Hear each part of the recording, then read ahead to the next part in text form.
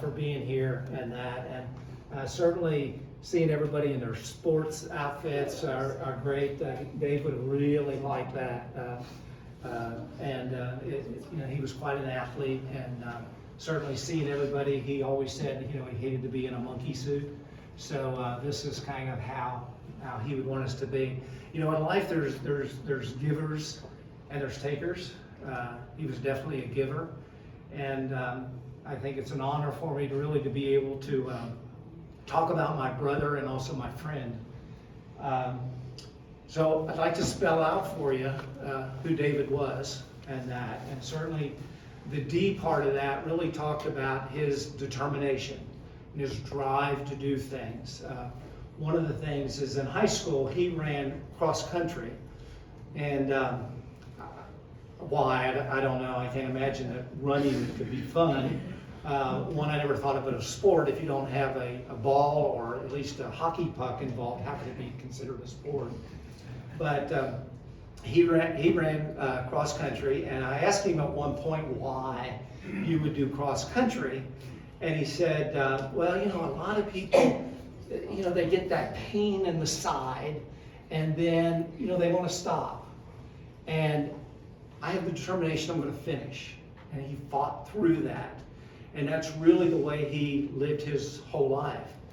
He really was an athlete. I mean, he played baseball and he played softball. His sport really was basketball. He was quite a basketball player. He really had a great shot, and that.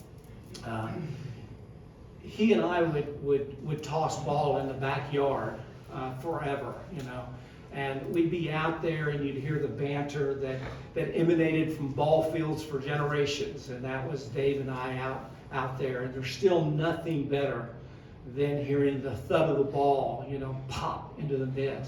It just brings back all those memories of us being out there, and my mom, calling us in, and oh, one more, just one more, and we would keep playing. The Hall of Famers, the Willie Mays and Frank Robinson and Pete Rose, and of course Dave's favorite, Roberto Clemente, would visit us on a daily basis out there as we were playing. But it was only the Shinkle brothers who had the ability to catch that long drive or to strike out those guys in the bottom of the 9th inning of the World Series. The Shinkle brothers were undefeated. We certainly was able to conquer all of that. And part of that shows the versatility as we look at the D and the A, and we're at the V now. We're going to talk about Dave's versatility. And a lot of us know about him being an athlete. Some of us have the privilege of knowing what a poet he was. And he wrote for many of the people that's here, and weddings and anniversaries and funerals and special occasions and that. And hopefully you've had a chance to see the books where some things were published. I spent some time going through his computer trying to see if I could retrieve all of the poems that he had written. Now, those of you who remember Dave, you know that if you could answer a question with a word, he would give you a sentence. If you could answer it with a sentence, he gave you a paragraph. And if it could be a paragraph, you had an epistle of what he would do. And so I was looking through the computer, and I was reading out some of the titles to Deb and saying, this is what was there. I said, this is one that's titled Short Story. And then I was going through the computer. And that of course, was his short story. Sometimes the kids and grandkids would call him for some help about something and want to ask a question and that.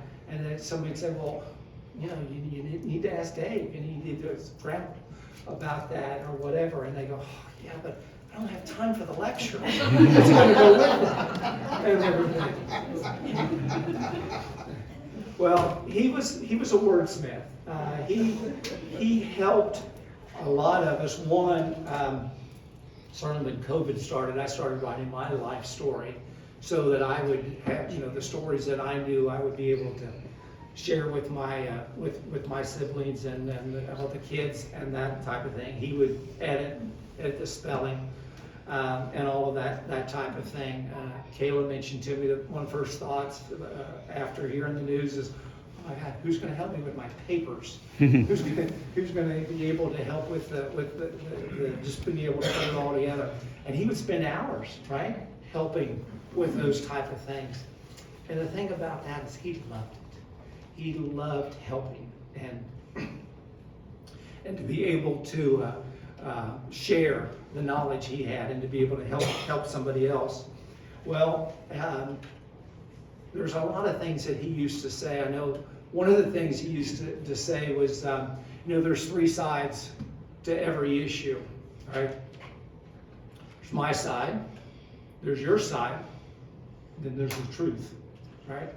And he would share that kind of wisdom with us on a regular basis. And when there was an argument or something that, fight, whatever you want to call it, there was a disagreement, eventually the only way to shut him up, Debbie would have to say, no more pretty words. That's it. We're done, right? No more letters, no more notes. Stop, right? He had that ability to be able to go on and on and on and on.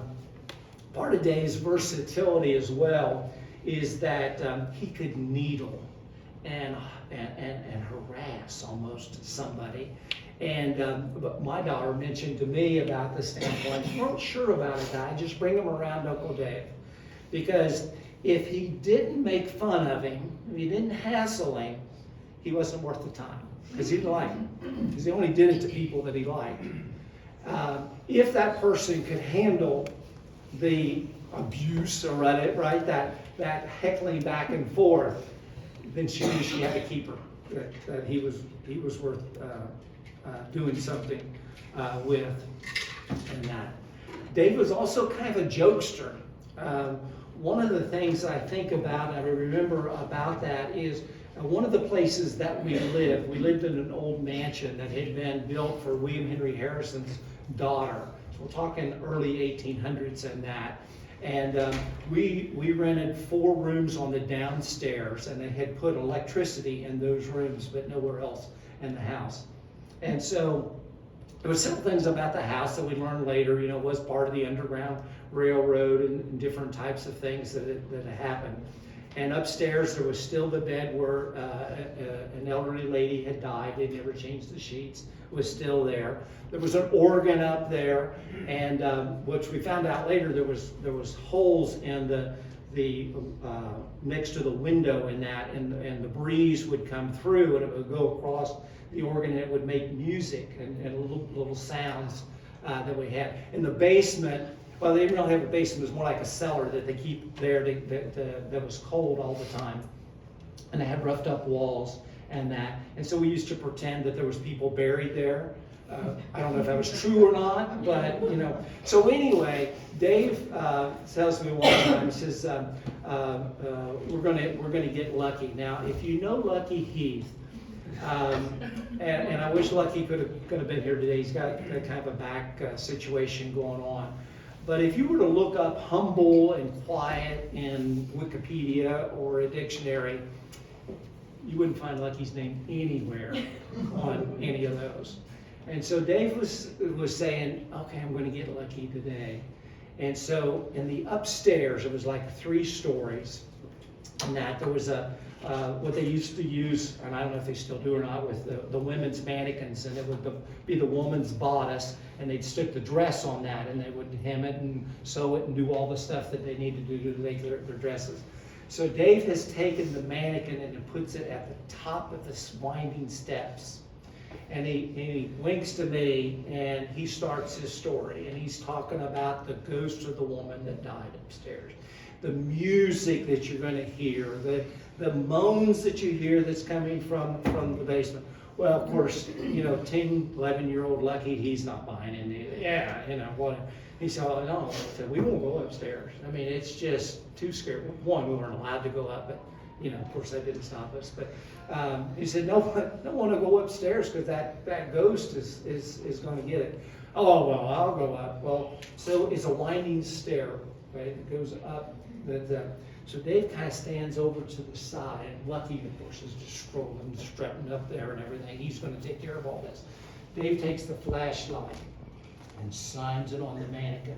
So as Lucky comes around the corner, what does he see? He sees a woman with no head and no arms. Back down those steps he goes. May have touched 2 or 3 steps, I don't know. But I know it was a good 30 minutes before Dave stopped laughing, and of course Lucky's heart rate came back anywhere close to being normal, and that's the type of thing that he had a good time with. So DAVI, the I for David stands for the instruction. Sports for one. He coached the kids. Soccer, football, basketball. He umpired. He was always helping along in that line. When Kayla was playing softball, he would call her after every game, right? Yeah, he'd talk about the good stuff that she did and was really encouraging, but he also would point out to her the areas that she could improve in. And there was always that instruction of trying to help. Jake took over basketball coaching for his daughter's team. He'd never done that before. And so he called Uncle Dave, right? And he provided page after page after page of instruction of how to do it, the drills to do, diagrams, everything that he would need in order to do that. His son TJ is playing high school basketball now, and Jake would send a video up to Dave to look at. He'd spend hours on that video, and actually even did a video in return of showing him how to hold the ball, how to bring it up, all that type of thing. He suggested to TJ that he practice his free throws with his eyes closed to get that muscle memory down, so get that motion down. Now, if anybody ever saw me play basketball, you would think I kept my eyes closed throughout all of my shooting. But he was a much better shooter than I. But TJ's coach said that he feels like that TJ is the best pure natural shooter that he's ever had. And he has Dave, I think, to thank for a lot of that. But he would instruct in all kinds of areas, and that he would be involved in. I guess David is finished with a D.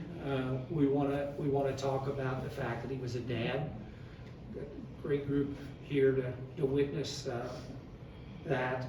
He was a granddad, Papaw, and that to the kids, and he was a devoted husband, and he and Debbie had just a great relationship, and he loved her dearly, and luckily was able to tell her how much he loved her just shortly before the time that he couldn't do that anymore. When COVID started, I started recording or keeping all of the emails back and forth that we had, and so I would spend time. I would ask him questions. For example, I would say, "Okay, if you could have dinner with 3 people, living or dead, who would you have dinner with?" And so his response was our mom, Jesus, and Jane Merrilees. Well, some of you may know that Dave and I spent about half our years in high school and that with Jack and Jane and Jack, her husband, because Mom had some mental health issues that we were not able to stay there. So, you pick Mom because I think all of us want to have that last home meal that only Mom can fix and do that. Jesus, maybe he wanted Jesus to turn the water into wine, or maybe in his case, a vodka and orange juice. 7 and 7, and that. And of course, Jane Merrill's to make sure that, you know, everybody was comfortable with what they were doing.